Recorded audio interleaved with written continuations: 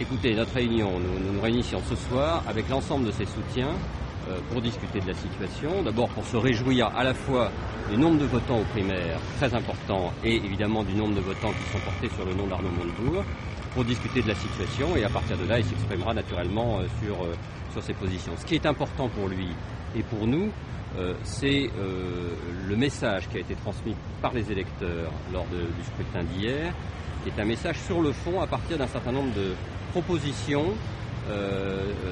qu'il a pu faire, que ce soit sur la démondialisation, sur le protectionnisme européen, sur la mise sous tutelle des banques, sur le capitalisme coopératif, et plus globalement sur la 6e République, et plus globalement sur la transformation que Arnaud Montebourg porte.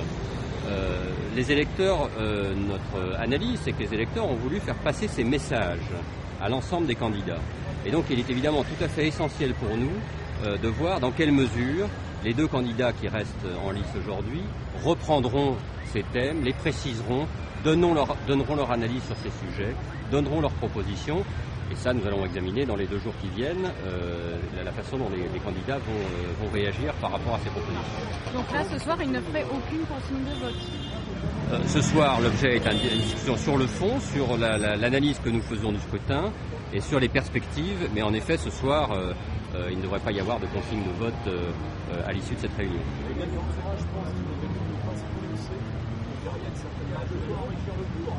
Non, l'objectif est bien de se prononcer. Arnaud Montebourg souhaite se prononcer. On n'est plus dans le même système politique.